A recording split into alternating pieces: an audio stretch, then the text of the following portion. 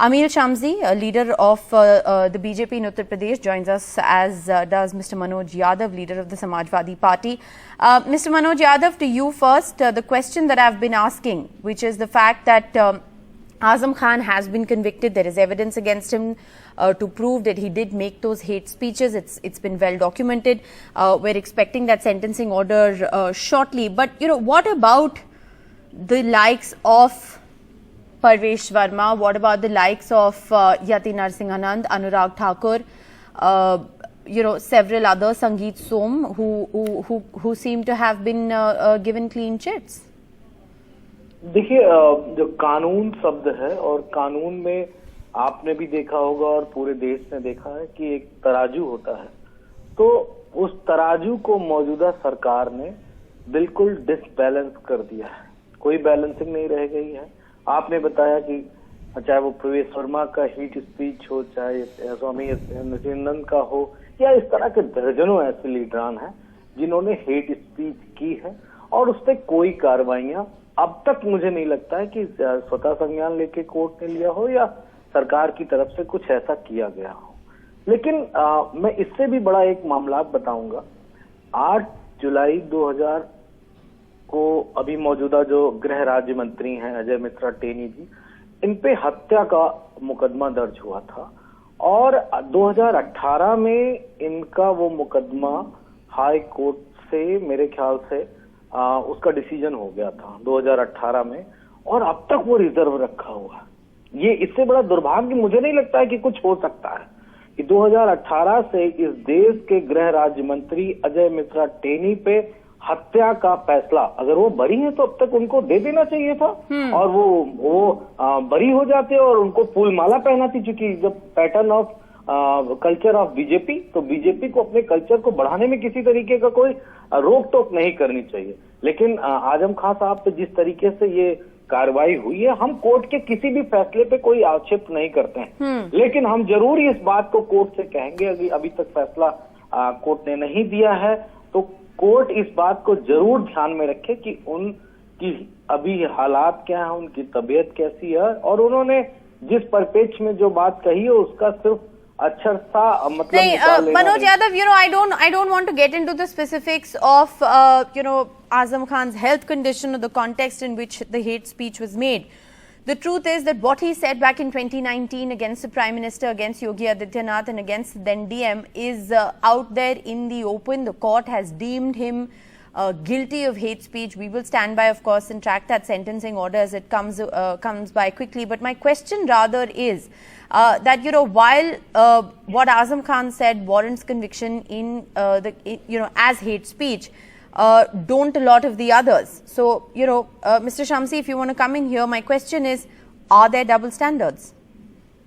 देखिए, सबसे पहली बात, हमारे समाजवादी पार्टी के प्रवक्ता महोदय जो बात कह रहे थे ये थोड़ा सा कंफ्यूज है, और ये कंफ्यूज इस बात को लेकर के हैं कि आजम खान जब सत्ता में रहे, जब आजम खान सत्ता में थे, सरकार में थे, कद्दावर मंत्री थे और लगभग उत्तर प्रदेश के मुख्यमंत्री थे आजम खान जिस समय, उस समय आजम खान की वाणी किस तरह की रही, क्या शायद मुझे लगता है कि इनको याद दिलाने की मुझे जरूरत नहीं है।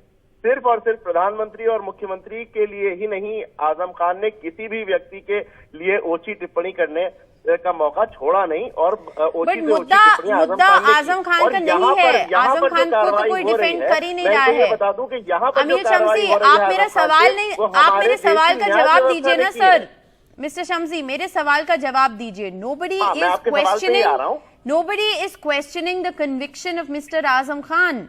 What Mr. Azam Khan has said has been well documented, whether it's in the FIR or whether it's in the hate speech that was documented back in 2019. So nobody is questioning why he has been convicted. The question that I'm asking very simply is, why have several others against whom there is enough documented evidence, why has no action taken? Are there double standards? जो दूसरे लोग हैं,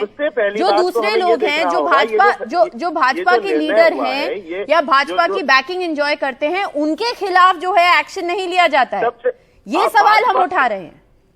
सबसे पहली बात देखिए, ये जो फैसला हुआ, ये जो निर्णय है, ये माननीय न्यायालय का है, ये MP MLA कोर्ट का निर्णय है। ये हमारे देश की, हमारे प्रदेश की न्यायिक व्यवस्था का निर्णय है। और सबसे बड़ी बात यह है कि देखिए, जो दोषी होता है उसकी एक प्रक्रिया होती है, न्यायिक व्यवस्था होती है, उसमें एक प्रक्रिया होती है, मुकदमा दर्ज होता है, मुकदमा दर्ज होने के बाद दोषी पाए जाने के पर जो है वो सजा दी जाती है। तो जाहिर सी बात है कि जो दोषी हैं उनके विरुद्ध कार्रवाई होगी। ये कोई इसमें, मुझे लगता है कि इसमें इस तरह के सवाल उठाना कि किसी पे कार्रवाई हुई, किसी पे कार्रवाई नहीं हुई, कार्रवाई हर उस पे होती है जो दोषी साबित होता है। जो दोषी साबित होता है उस पर कार्रवाई होती है, फिर वो चाहे किसी भी दल का क्यों ना हो। अगर वो दोषी है तो उस पर कार्रवाई होगी।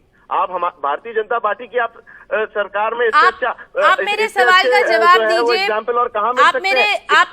आप मेरे सवाल का जवाब दीजिए। परवेश वर्मा ने 9 अक्टूबर 2022 को जो कहा था उनके खिलाफ एफआईआर नहीं हुई। एफआईआर इवेंट ऑर्गेनाइजर्स के खिलाफ हुई, जबकि हेट स्पीच वेल डॉक्यूमेंटेड है। Anurag Thakur back in January 2022, the police deemed that there was no cognizable offense, even though what he said was well documented. Against Yati Narasimhan, there have been 3 FIRs, but no case has been filed. He continues to remain scot-free. Mr. Sangeet Som, the SIT has given a clean chit to him, despite the fact that those inflammatory videos are well known. Juxtapose that with Mr. Azam Khan, with Umar Khalid, with Mohammad Zubair. How do you justify these double standards? इसमें double standard की बात कहीं आती ही नहीं। जैसा कि मैं बार बार आपसे कह रहा हूं कि सजा उसको मिलती है जो दोषी साबित होता है। जो दोषी नहीं साबित होता उसको, जो दोषी नहीं होता है, देखिए किसी के आरोप लगा देने से कोई दोषी नहीं हो जाता। और जो नफरत भरी जो वाणी का प्रयोग करते हैं, जो नफरत भरी भाषा का प्रयोग करते हैं, जो नफरत घोलने का काम करते हैं, उन पर मुकदमे दर्ज होते हैं। और सजा देने का काम किसी दल, किसी पार्टी का नहीं होता। सजा हमारे देश की न्यायिक व्यवस्था देती है। Manoj Yadav, do you want to respond to that? Amil Shamsi in the BJP's defense says that action will be taken in a court of law. Action is not going to be taken by political parties. Action against Mr. Azam Khan has been taken in a court of law, and whether it is those associated with the BJP who've been accused in cases of hate speeches, the actions will be taken by a court of law. वो कह रहे हैं कि ये legal action लिया जाएगा, इस पे किसी भी पॉलिटिकल बैकिंग या पॉलिटिकल पार्टी का कोई लेना देना नहीं है। आप क्या कहेंगे? देखिए, बड़े भोले, बड़े मासूम बन रहे हैं बीजेपी के नेता। आपने भी अपने वक्तव्य में कहा कि जब एफआईआर ही नहीं दर्ज हो रही है, चाहे वो प्रवेश वर्मा हो, चाहे अनुराग ठाकुर हो, चाहे स्वामी नित्यानंद हो, और इन सब के अलावा मैं आपको एक और स्टंट याद दिलाना चाहूंगा। वो जिनको प्रधानमंत्री जी ने माफ नहीं किया है, वो लोकसभा की सांसद हैं मध्य प्रदेश से, और उन्होंने राष्ट्रपिता पे कितनी ओछी और कितनी हेटेड टिप्पणी की थी। ये बात क्या कोई देश का भूला नहीं है? वो जो हेटेड स्पीच और जिनका मोटिव बिल्कुल स्पष्ट है, कोई पॉलिटिकल मोटिव नहीं है उनका कि वो पॉलिटिकल उनसे नफरत कर रहे हैं या उनको कोई हेट स्पीच कर रहे हैं, वो तो सीधे सीधे उनकी विचारधारा ही है। उनके लिए आप रेड कार्पेट, उनके लिए आप संसद में बैठ के उनको माननीय सांसद बना के आप बैठे हुए हैं। और जो जिन बीच में आप इंटरप्ट मत करिए प्लीज बीच में इंटरप्ट नहीं, ये एनडीटीवी है। अरे ये मुर्गा लड़ाने वाला चैनल नहीं है, ये एनडीटीवी है। प्लीज अपनी बारी में बात करें। कोई भी हो, मैं जो बात कह रहा हूँ, मैं आपके बीच में नहीं बोला ना, मैं सीधे सीधे ये कहता हूँ। मैं फिर कोट करके कह रहा हूँ, देश के जितने भी जहां भी जजेस आपके चैनल को देखते हो सुन रहे होंगे, मैं उस जज को मैं आपके चैनल से पूरी तरीके से चैलेंज करके कह रहा हूं, 2018 से इस देश के गृह राज्य मंत्री का अगर मुकदमा रिजर्व करके रखा जाएगा तो उसमें वो नियत स्पष्ट नहीं है। What is the point? Manoj Yadav ji, क्या पॉइंट आप, what is the point you are trying to make? मेरा पॉइंट ये है कि सिर्फ और सिर्फ इस देश के विपक्ष को पत्रकारिता के माध्यम से, न्यायपालिका के माध्यम से, शासन के माध्यम से, और जिस माध्यम से सरकार ईडी, सीबीआई और जो भी चीजें जांच करके फंसा सकती है, जिनको प्रताड़ित किया जा सकता है, जिनकी राजनीति को रोका जा सकता है, वो पूरा प्रयास सरकार कर रही है। और इसमें किसी तरीके की कोई आरोप वाली बात नहीं है, ये स्पष्ट है, खुली आंखों से देखा जा सकता है, खुले दिमाग से समझा जा सकता है। लेकिन समाजवादी पार्टी उस फैसले के बिल्कुल विरोध में नहीं। हम ऊपर की अदालत में जाएंगे, अपनी बात को रखेंगे, कहेंगे, लेकिन इस बात को भी समझना पड़ेगा मौजूदा सरकार को कि जो नया ट्रेंड सेट कर रही है भारतीय राजनीति में, ये उनके ऊपर भी पड़ेगा। आज नहीं तो कल पड़ेगा। Okay, Well, important point being made there by both the political outfits. It's a story, like I said, that we will continue to track, not just what happens in this particular case. Remember, it's very crucial. Azam Khan has been found guilty by a Rampur court. The sentencing is expected in a short while from now. If he is sentenced to more than 2 years in prison, he could lose his status as MLA. Meanwhile, many questions being asked over double standards, over action that is taken against those who engage in hate speech. Are there double standards when it comes to the action that is being taken? That's the big question.